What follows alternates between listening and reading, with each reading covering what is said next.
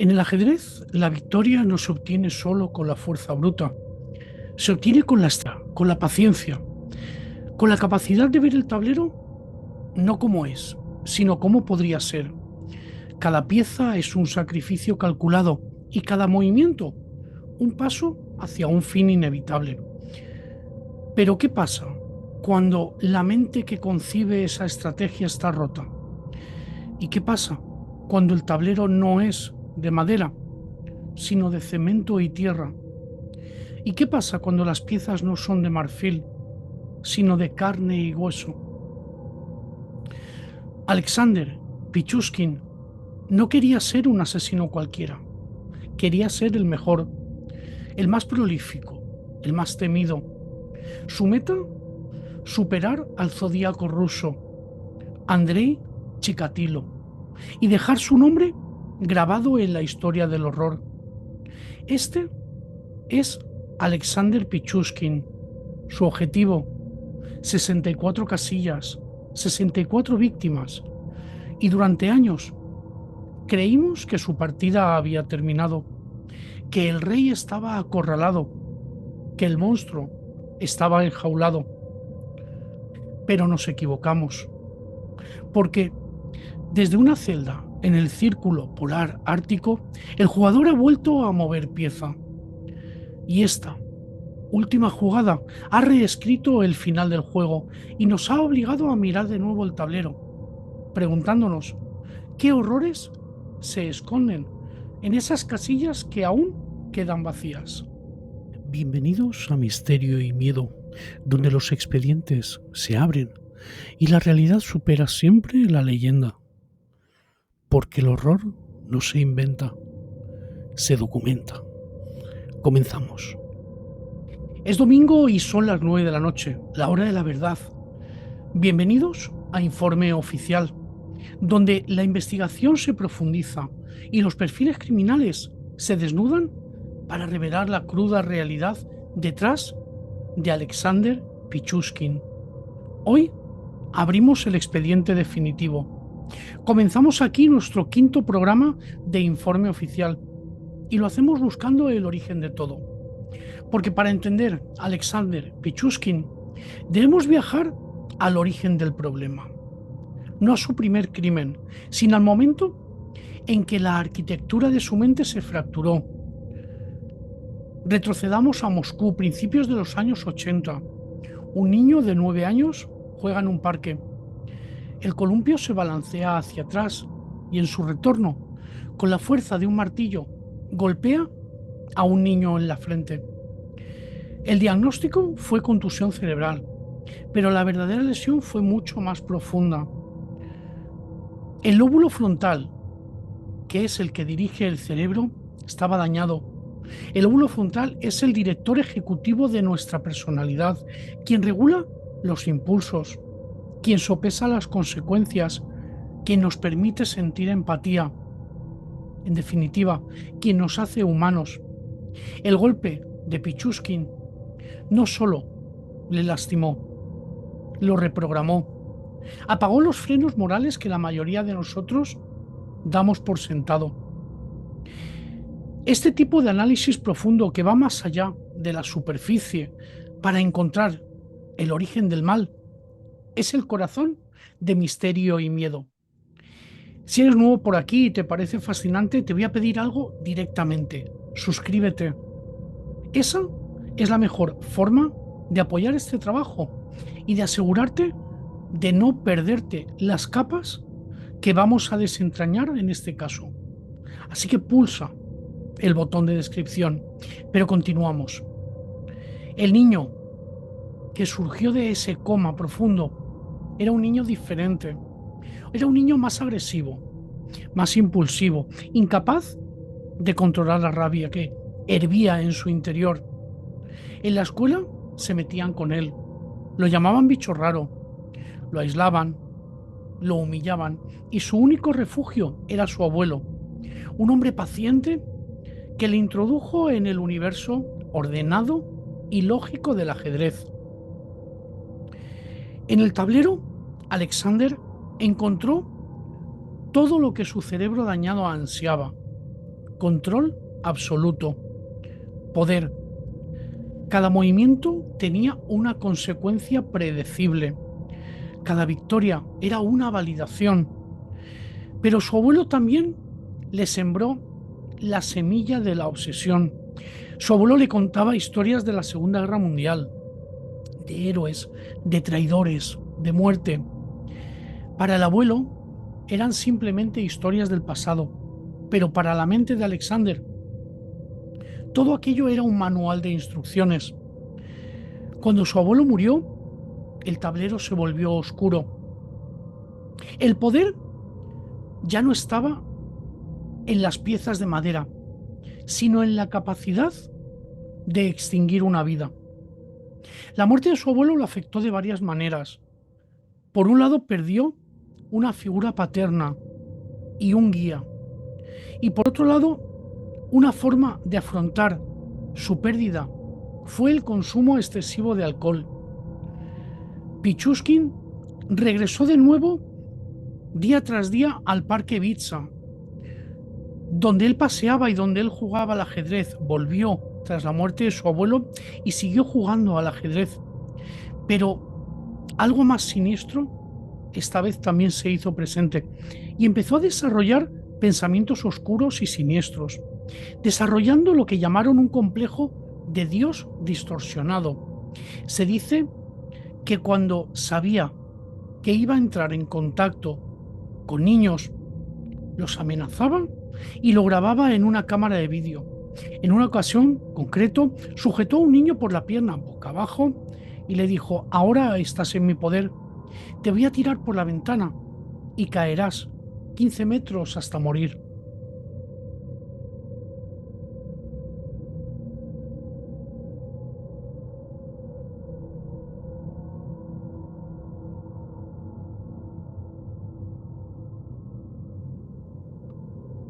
Siendo un estudiante en 1992, empujó ya a un niño por la ventana. Según su confesión televisada años más tarde, sus propias palabras serían: este primer asesinato es como el primer amor, inolvidable. Tiempo después, de adolescente, invitó a uno de sus amigos, Mikhail Odichuk, a una, como él denominaba, expedición de asesinatos. Empezaron a dar vueltas, buscando a alguien a quien matar. Pero cuando quedó claro que Odichuk no se lo tomaba en serio, Pichushkin lo mató. En ese momento, Alexander Pichushkin tiene entonces 18 años y su víctima fue un compañero de clase, Mikhail Odichuk. Pero este no era parte del plan. Fue una discusión que escaló, un impulso que por primera vez él no pudo controlar. Lo empujó y lo arrojó por una alcantarilla. El cuerpo nunca apareció. Pichushkin fue arrestado e interrogado, pero sin cuerpo y sin pruebas contundentes fue puesto en libertad. Más tarde diría que para él no fue una satisfacción. Fue demasiado rápido, decía, demasiado caótico. Según sus propias palabras, dijo: no sentí la euforia que buscaba. Tardó casi 10 años, los 10 años siguientes, que fueron tranquilos o parecían tranquilos, porque no fueron de inactividad. Fue un periodo de estudio, un periodo de refinamiento. Estaba aprendiendo las reglas del juego y estaba preparándose para la que sería su verdadera apertura. Pero para entender cuál era la motivación de Pichushkin, hay que conocer a su oscuro ídolo y a la vez su rival, Andrei Chikatilo, el carnicero de Rostov. Chikatilo fue el monstruo que definió el horror en la antigua Unión Soviética. Fue un asesino con más de 50 víctimas, la mayoría niños y jóvenes. Su juicio en aquel entonces fue un evento mediático que sacudió los eventos de toda la nación. Pero para Pichushkin, Chikatilo no era un monstruo, era el campeón, era el récord a batir. Pero sentía por él un desdén profesional, porque, según él decía, Chikatilo era un aficionado movido por la lujuria y la ineptitud. Y él, Pichushkin, sería diferente. Sería un buen profesional. Su motivación no era el sexo, sino la estrategia. Su objetivo no era la satisfacción, sino la perfección. Y la perfección tenía un número: 64. Pichushkin afirmaba que se sentía como Dios al matar, pues para él era quien decidía si vivían o morían. Según sus propias palabras, para mí la vida sin matar es como la vida sin comida, dijo una vez. Me sentí como el padre de toda esa gente, pues fui yo quien les abrió la puerta a otro mundo. En este contexto, con un objetivo fijado, 64, los mismos que las casillas que tiene un tablero de ajedrez. Pues en este caso, su tablero era el Parque Vitsa, un bosque de unos 2.700 hectáreas en el sur de Moscú, tan grande que cabrían 6 veces el Central Park de Nueva York. Su método era una sintonía de la brutalidad y la simplicidad. Sus víctimas eran siempre los más invisibles: vagabundos, ancianos, hombres sin hogar, gente que la sociedad ya había olvidado. Se acercaba a ellos con un señuelo perfecto. Su excusa era genial en su perversidad. Les invitaba a beber vodka para brindar por el aniversario de la muerte de su perro, que supuestamente estaba enterrado en aquel parque. Una historia que generaba en un principio empatía y que los hacía bajar la guardia, o simplemente los invitaba a beber, creando un ambiente relajado. Y una vez embriagados y aislados, venía el movimiento final. Su arma, un martillo, pero no era cualquier martillo, sino un pesado martillo de carpintero de la era soviética, elegido a propósito por su brutal eficiencia. Según palabras del propio Pichushkin, decía: a veces me despertaba con ganas de matar, y ese mismo día iba al bosque. Me gustaba presenciar la agonía de las víctimas. Esto fueron sus palabras a los detectives y a los investigadores cuando fue detenido. Pero continuemos en su historia. Su primera víctima oficialmente reconocida en cuanto a su patrón criminal fue en 2001. Era el 17 de mayo del 2001. Evgeny Pronin, de 52 años, respiraba tranquilo por primera vez en meses. El aire de la libertad. Había sido puesto en libertad y absuelto de las sospechas de asesinato que lo mantuvieron entre rejas. Entonces regresó a su barrio entre vítores y celebración. Pero el júbilo, como un espejismo, se desvanecía con brutal celeridad. Esa misma noche, la fortuna pareció sonreírle una vez más. Tras beber y celebrar con vecinos y amigos, un desconocido se le acercó y le ofreció seguir bebiendo.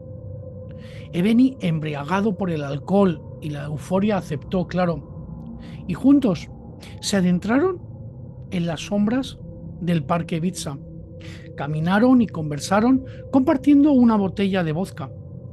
El extraño había urdido una extraña camaradería, tejiendo una trampa con los hilos de la confianza y el licor. Y Evgeny, cegado, cayó. Cayó de la manera más literal. El desconocido lo guió hasta uno de los siniestros pozos que había en el parque, y allí, de pie ante el pozo, la máscara se le cayó. Con un gesto frío y repentino, el sujeto lo empujó, lo tiró. Ebony se aferró con todas sus fuerzas al borde del precipicio, pero sus dedos fallaron. No hubo milagro. Su verdugo, con saña metódica, golpeó sus manos hasta que el dolor lo venció. Ebony se precipitó a las profundidades y fue arrastrado por la corriente de aguas negras. Para asegurarse de que no tenía escape, el criminal selló la tumba, colocó una pesada tapa encima del pozo para confirmar que nadie había visto ni podría ayudar a la víctima. Colocó ramas encima y se marchó. Un macabro sello que revisaría al día siguiente para confirmar que nadie había perturbado su obra. Y luego se esfumó en la noche. Cuando Ebony no regresó a su casa, los conocidos y familiares no se sorprendieron. Nadie lo buscó con verdadera preocupación. Nadie presentó una denuncia. Asumieron equivocadamente que había vuelto a ser detenido. Pero 6 días después, el monstruo volvería a atacar. Pero esta vez, su presa no era la que él quería. Y Vyacheslav Klimov era un alma perdida en el alcohol que andaba siempre vagando por los alrededores del parque, que según decía no le proporcionó lo que él anhelaba. Fue un sustituto, un consuelo miserable, pero el modus operandi fue el mismo: el acercamiento, la conversación, paseo a la espesura y luego un empujón final. Pero por un giro del destino, Vyacheslav quedó atrapado en un recodo que hacía la tubería. Pero Pichushkin, impasible, lo empujó de nuevo, contemplando cómo era engullido por la oscuridad de las aguas. Tras un mes de engañosa calma, el 22 de junio encontró a Yuri, un conocido de él. La confianza hizo el trabajo sucio por él. La lista de desaparecidos crecía y una letanía silenciosa de hombres, muchos de ellos alcohólicos y sin hogar, a los que nadie echaba en falta, iban sumándose. Pero en julio del año 2001 se teñía de rojo espeluznante. 6 cadáveres aparecieron en menos de 30 días. Se supo entonces que el asesino no solo usaba la promesa del alcohol, sino que también una mentira mucho más siniestra. Invitaba a sus víctimas a visitar a esa supuesta mascota que él decía que tenía enterrada en el parque. El 26 de julio, la arrogancia de este criminal estuvo a punto de costarle muy cara. Andrei Konovalsev, un joven de 22 años, fue llevado por un amigo hasta el pozo. Era conocido. Y en ese momento crítico, 2 mujeres pasaban por allí, presenciaron la escena y gritaron. El asesino, sorprendido, apenas tuvo tiempo de colocar la tapa y salir corriendo. Al día siguiente, como siempre, volvió y comprobó con alivio que la policía no había sabido seguir el rastro. El susto solo lo mantuvo en la sombra durante 6 meses. Pero nos preguntamos entonces, ¿dónde estaban las autoridades? Las denuncias que se presentaban, ¿dónde estaban? Pues se archivaban sin miramiento. Nadie conectó los puntos, nadie vio el patrón aterrador que se dibujaba alrededor del parque Bitsa, mientras los cuerpos arrastrados por el sistema de alcantarillado comenzaron a emerger uno tras otro durante años. En la planta de tratamiento de agua había ya 29 cadáveres. Un horror sin precedentes que ni siquiera así logró despertar y poner en alerta a las autoridades. En el año 2002, con el parque bajo una pequeña vigilancia, el asesino cambió el método y lo adaptó. El 18 de enero llevó a un sin techo a un edificio abandonado. Lo subió a la planta 16 y mientras el hombre contemplaba la vista, su verdugo lo agarró por la cintura y lo empujó al vacío. Pero este nuevo método tampoco satisfizo lo que él buscaba. Regresó a su coto de caza, regresó a su parque Vitsa. Andrei Veselovich y Yuri Chumanov cayeron en febrero. Fueron asesinados por este delincuente y su violencia escaló. Ahora blandía un martillo para golpear a sus víctimas antes de arrojarlas al pozo. La lista era ya interminable.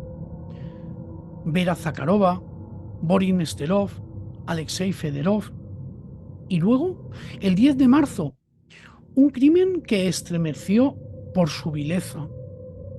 Mikhail Lobov, un niño de apenas 14 años, víctima del alcohol y las drogas, que vivía en la calle. El monstruo le ofreció dinero a cambio de un trabajo. Mikhail, con una esperanza lastimera, aceptó y fue empujado al pozo, pero en un acto desesperado logró agarrarse a una escalera y escapar. Aterrorizado, acudió a la policía, pero nadie lo creyó y su denuncia se perdió en el olvido. Así, impune, el hombre actuaba con total desfachatez. El aburrimiento lo llevó de nuevo a innovar en su crueldad. Martillazos y botellas clavadas en las heridas. Finalmente, incluso llegó a inventar una pistola de bajo calibre camuflada en una pluma estilográfica. La matanza continuó. Alexei Cherikarov, Yegor Chudastrev, Nikolai Ilinsky, Sergei Fedorov, un vecino que no murió por los disparos y que le tocó sufrir la furia del martillo. El 2 de noviembre la policía tuvo en sus manos una oportunidad de oro. La hermana de una de las víctimas, de Alexei Pushov, los vio adentrarse en el parque juntos y días después, desesperada, dio su nombre a las autoridades. Pero la denuncia, una vez más, fue ignorada. El 15 de noviembre, otro error. Konstantin Polikarpov fue atacado y arrojado al pozo, pero sobrevivió. Y aunque las lesiones cerebrales eran tan graves que olvidó el ataque completo y todo lo que le había sucedido, días después, el propio asesino se acercó a preguntarle qué había pasado, porque resultó ser su vecino. Konstantin no recordaba nada. La suerte seguía del lado del asesino. Tras un año y medio de silencio, era lo que parecía ser la calma que precedió a la tormenta. A mediados del 2005, en junio, y hasta mediados del 2006, su sed de sangre estalló con una violencia renovada. Una docena de asesinatos en una sucesión espantosa. Tras la desaparición de su amigo Andrei Maslov, la familia señaló de nuevo al sospechoso. La policía lo interrogó, pero sin pruebas lo dejaron ir. Nunca volvieron. El hastío llevó al criminal a un nuevo y espeluznante nivel. Ya no escondería los cuerpos. Así, el 28 de septiembre, asfixió a Yuri Kuznetsov y lo dejó expuesto en el parque. El 21 de noviembre, Oleg Laverkenko fue hallado con un palo clavado en el cráneo. El 28 de noviembre, una semana después, Vladimir Dukin con una botella de vodka. Esa era la que sería su tarjeta de presentación, la tarjeta de presentación del maníaco de Ibiza, como lo llamaban. Finalmente y por fin las autoridades despertaron. El forense Vladimir Borosnov identificó el arma, un martillo. Y el psicólogo Mikhail Vinogradov lanzó un perfil. Un hombre de entre 30 y 40 años, fuerte, cara alargada, ojos juntos y nariz grande. La presión mediática y social en ese punto era enorme.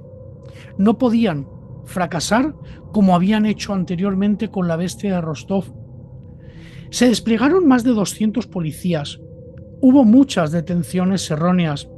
Un ciudadano confundido al que dispararon una pierna, un travesti que llevaba un martillo para protegerse, pistas al final falsas que desviaron la atención.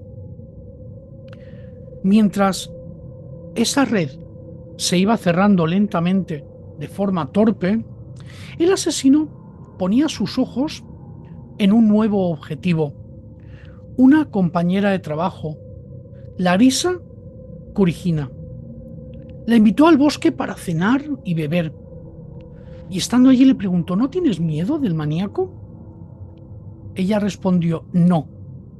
Una respuesta que resonaría para siempre en su mente, segundos antes de que el martillo se alzara y cayera con todo su peso sobre la cabeza de la víctima.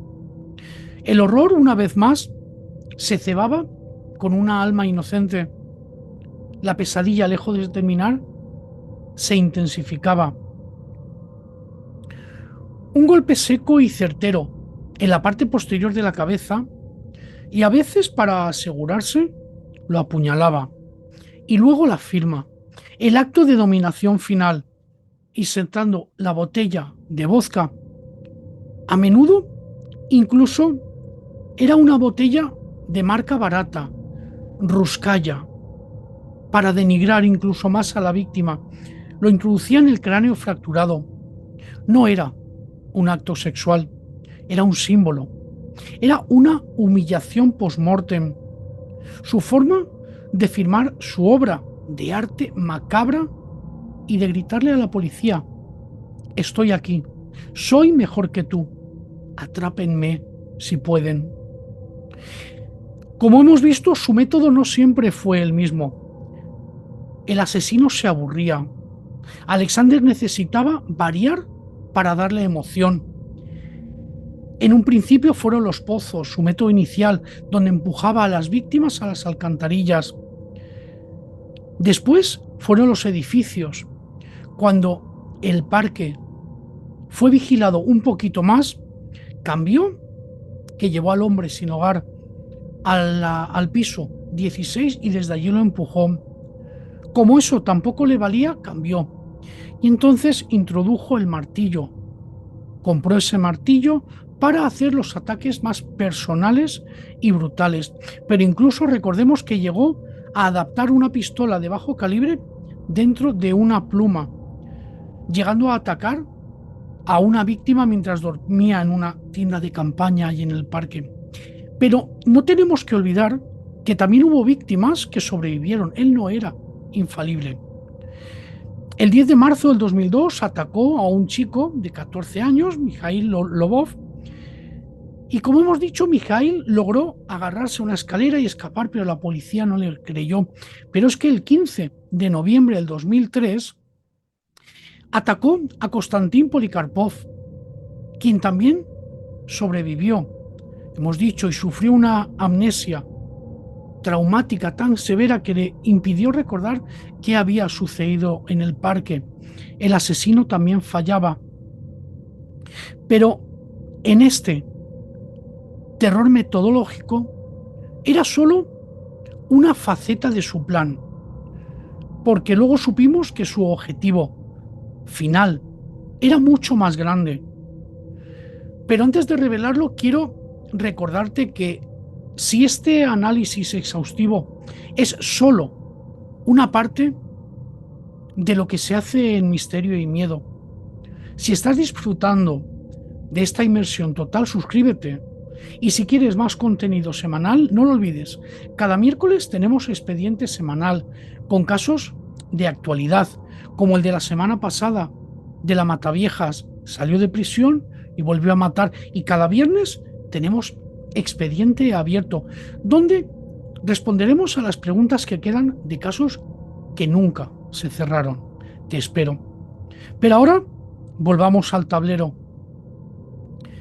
La policía ya tenía decenas de cuerpos, pero no tenía al culpable.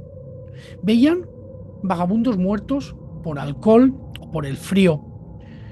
Eran simplemente estadísticas. Y esa incompetencia policial fue una de sus mayores aliadas. Incluso cuando encontraron más de 29 cuerpos en la planta de tratamiento de agua provenientes del sistema alcantarillado, no se activó ningún tipo de investigación de altura. Pichushkin estaba ganando la partida sin que nadie supiera que estaba jugando. Hasta junio del 2006. Su víctima fue Marina Moskalyova. Y no era una vagabunda, era otra compañera de trabajo. Un supermercado en la zona sur de Moscú. Marina ya desconfiaba y antes de salir con Pichushkin fue a su casa y le dejó una nota a su hijo. La nota era muy simple y directa. He salido con Pichushkin. Si no vuelvo, él es el culpable. Esa simple nota, un simple acto de amor y de precaución, fue el que rompió una partida que hasta el momento parecía perfecta. Marina se dirigió a la estación de metro, donde se encontró con su compañero. Ambos se dirigieron al parque y mientras caminaban por los senderos iban hablando. Entonces decidieron sentarse en un banco. Allí, Pichushkin sacó una botella de vodka y los dos comenzaron a beber. El tiempo seguía pasando y Marina, lejos de relajarse y sentirse cómoda, cada vez estaba más nerviosa. Pichushkin sacó una cerveza y también le dio de beber. En un punto, ella le dice que tiene que irse porque su hijo está solo. Incluso le cuenta que le había dejado esa nota con su nombre y su número telefónico. ¿Quién sabe si para ese mismo momento Marina ya había presentido que algo malo iba a pasarlo y trataba de advertirle al sujeto? Pero a este criminal esta información no le importó, ni tampoco había afectado en la decisión que hace mucho tiempo ya había tomado. Solamente la miró fijamente mientras sacaba de su mochila un pesado martillo. Cuando el cuerpo de Marina fue encontrado, la policía encontró la nota. Su hijo, Sergei, identificó el cuerpo e inmediatamente les habló de esa nota. La policía la encontró, pero también en el bolso encontraron un billete del metro. Eso les llevó a la revisión de las cámaras. Y esas cámaras de vigilancia fue la prueba definitiva. Las imágenes mostraban a Marina caminando por el andén, acompañada por Pichushkin. La pieza final del rompecabezas acababa de encajar. Tenían a su hombre, al hombre. El vídeo es realmente escalofriante. Se la puede ver caminando junto a quien sería minutos después su asesino, tanto por el andén como por las escaleras y en la salida. Con esta prueba, la policía tenía todo lo que necesitaba para detener al sospechoso. Pichushkin vivía en uno de los bloques de apartamentos, pues como una persona más. Trabajaba en un supermercado local, pero los vecinos llegaron a describirlo como un sujeto bastante reservado, que salía a trabajar y a pasear por el parque a beber vodka, y mencionaron algo que las autoridades no habían escuchado antes. Le encantaba jugar al ajedrez. Algunos decían que Alexander era educado y amable, mientras otros lo describieron como tosco, oscuro, mientras en su trabajo tampoco tuvo queja alguna. Cuando la policía fue a arrestarlo, el apartamento donde Pichushkin vivía con su madre, Natalia Pichushkina, al tocar la puerta, quien salió fue su madre. Estos policías le dicen que estaban averiguando unos robos que habían sucedido por la zona. Y Alexander, al escuchar lo que estaba sucediendo, sale él también a atender. Y es cuando la policía lo detiene. No opuso resistencia, al contrario, parecía aliviado, orgulloso, como un artista que finalmente va a revelar su obra maestra. El operativo preparado fue meticuloso. Usaron un camión de bomberos como distracción y cuando tocaron a la puerta del apartamento donde vivía con su madre, él, al ser detenido, lo único que hizo fue pedir permiso para cambiarse de ropa.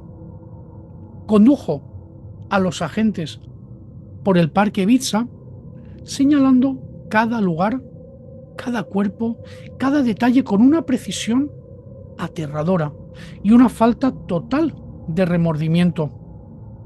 En su apartamento, al registrarlo, la policía encontró el trofeo que lo delataría todo. No era un tablero de ajedrez físico, era un diagrama. Había dibujado un tablero en una hoja de papel cuadriculado con mucha minuciosidad y estaba marcado también las casillas con fechas y números. Pero también encontraron un tablero físico. Las casillas numeradas del 1 al 64 y estaban cubiertas cada una de ellas con tapas de botella, botones y monedas, marcando sus víctimas. Además, encontraron el martillo, recortes de prensa sobre Chikatilo y el libro Cómo ganar amigos e influir sobre las personas. Pero una vez detenido y confesado, él no se conformaba con 48 crímenes que le eran imputados.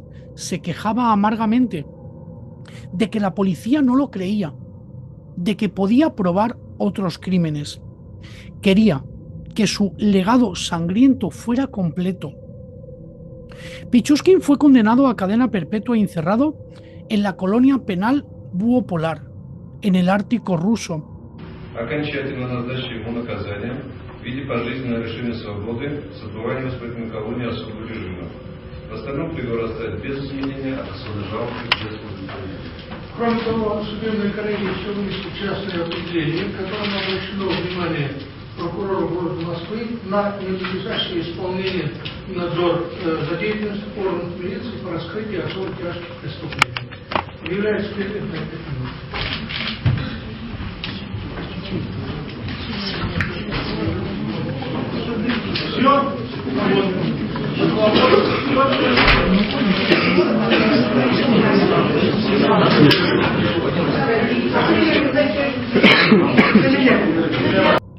La historia parecía tener un cerrado final.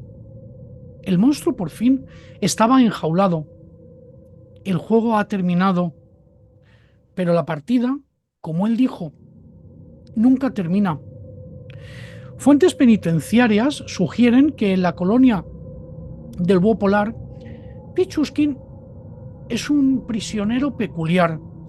Se le permite tener un tablero de ajedrez pero sin piezas. Y dicen que se pasa horas y horas solo, moviendo esas piezas imaginarias, jugando partidas completas en su mente. El juego para él nunca terminó. En el año 2024, más de 15 años después, Pichushkin nos lo demostró. El servicio penitenciario ruso anunció que Pichushkin estaba dispuesto a confesar una vez más 11 homicidios más. solo una vez. Le faltan solo 5. Esta es la jugada final de un maestro que se niega a perder. Y el final de este informe oficial es quizá el momento más impactante. Por ello, asegúrate de estar suscrito y activa la campanita para no perderte las conclusiones finales de este caso. El caso de Alexander Pichushkin nos obliga a mirar el mal a la cara, no como una explosión de rabia, sino como un cálculo frío, como una partida de ajedrez. Y su última jugada nos deja una pregunta, quizá la más aterradora de todas. ¿Quién es más peligroso? ¿Un asesino que está en la calle o un asesino que está en una celda y desde allí sigue moviendo piezas en nuestra mente? El rey puede estar acorralado, pero el jugador sigue vivo y en su mente la partida nunca ha terminado. Gracias por ver este informe oficial. Si este tipo de análisis profundos, que va más allá de la superficie para desenterrar la verdad, te resulta fascinante, la mejor forma de asegurarte que pueda seguir creando este tipo de contenido único es suscribiéndote al canal. Y si ya lo estás, activa la campanita para no perderte nada y comparte este vídeo. Nos vemos la próxima semana con un nuevo expediente que te aseguro te dejará sin aliento. Hasta la próxima. Y recuerda, la realidad supera siempre la leyenda. Gracias por vernos y hasta la próxima.